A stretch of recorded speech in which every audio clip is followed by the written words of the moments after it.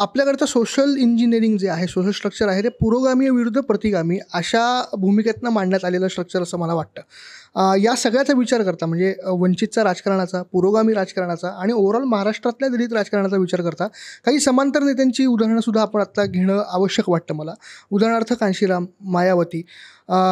फुले आंबेडकरी चळवळ ही महाराष्ट्रातनं निर्माण झाली. दलित राजकारणाची मुहूर्तमेढ महाराष्ट्रात रोवली गेली.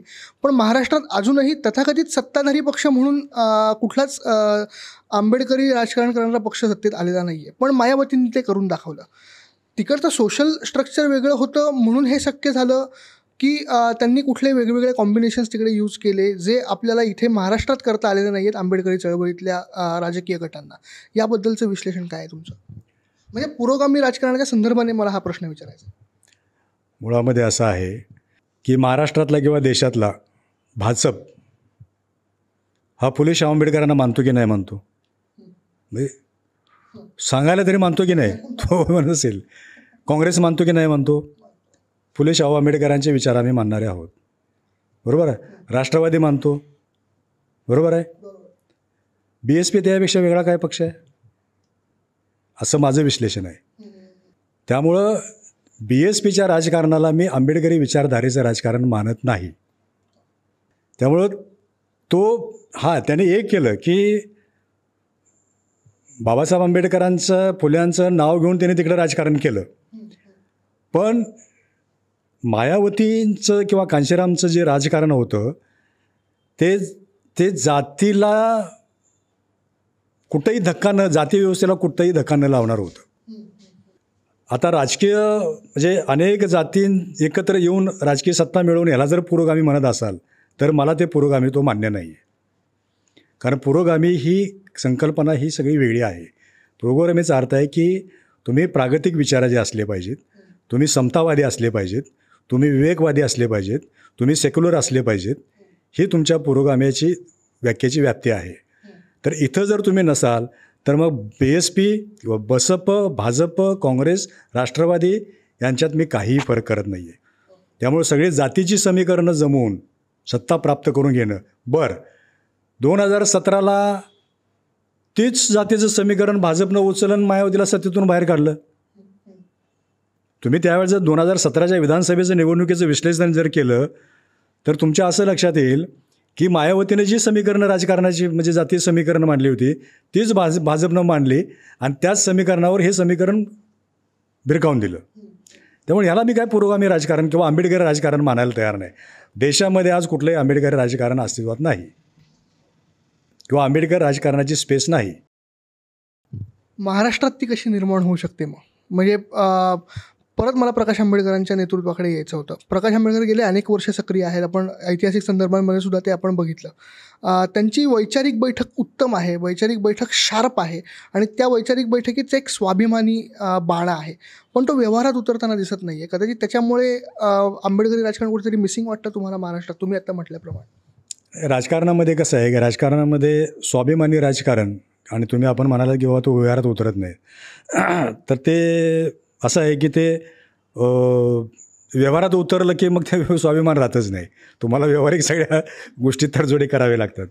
त्यामुळं तो आहे. पण आत्ता ह्या पद्धतीचं जे राजकारण आहे म्हणजे ते वंचित बहुजन आघाडीचं राजकारण असू दे किंवा बाकीच्या प्रस्तावित पक्षांचं असू दे, आपण फोकस वंचित बहुजन आघाडीचं किंवा आंबेडकरी राजकारणाचं जे करतो आहे तर त्याचा विचार करता की आजच्या एकूणच परिस्थितीमध्ये मी सुरुवातीलाच म्हणालो की या देशामधले सामाजिक व्यवस्था जी आहे, ती जाती व्यवस्था जी आहे, त्या जाती व्यवस्थेचं तसंच्या तसं 100% प्रतिबिंब हे राजकारणामध्ये आलेलं आहे, उमटलेलं असतं.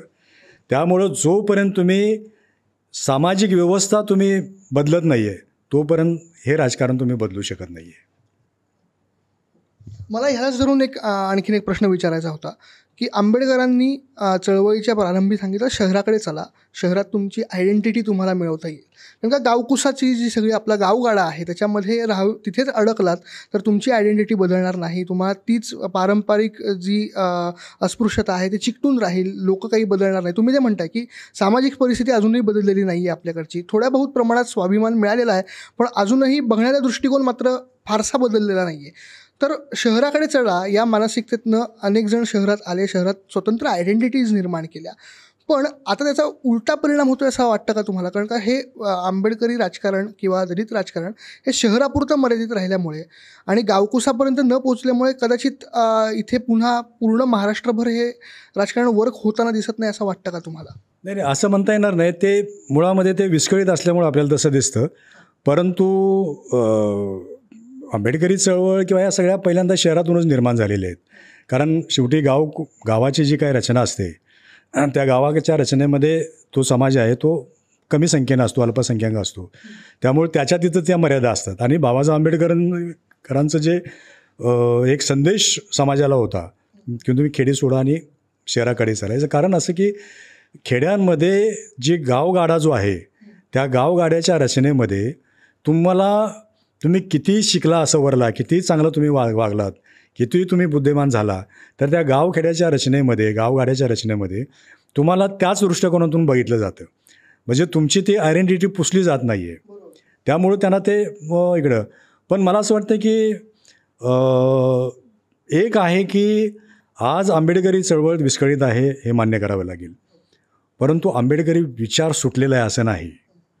म्हणजे तो वेगवेगळ्या रूपामध्ये वेगवेगळ्या स्वरूपात आज गावखेड्यामध्ये सुद्धा मग ते आंबेडकरी जयंतीच्या रूपामध्ये असेल किंवा आणखीन कुठल्या आंदोलनाच्या रूपानं असेल, तो जिवंत आहे. ती नाळ त्यांनी सोडलेली नाही किंवा तो त्यांनी धागा सोडलेला नाही आहे. फक्त आता हा संघटित कसा करायचा आणि तो संघटित करून त्याचं एका परिवर्तनामध्ये कसं रूपांतर करायचं किंवा ते परिवर्तनासाठी कसं पूरक करायचं हा एक प्रश्न आहे. आणि मला असं वाटतं की एक कालखंड असा आहे 25, 30, 40 वर्षाचा कालखंड गेल्यानंतर आपल्याला बदलावं लागतं. आणि आता मला असं वाटतं की हा बदलाचा म्हणजे आंबेडकरी चळवळीसाठी सुद्धा कूस बदलण्याचा काळ आलेला आहे. म्हणजे तो राजकीय असेल, सामाजिक असेल, सांस्कृतिक असेल, विशेषतः राजकीय. मी असं म्हणेन की राजकीय कूस बदलण्याचा आता काळ आलेला आहे असं मला वाटतं.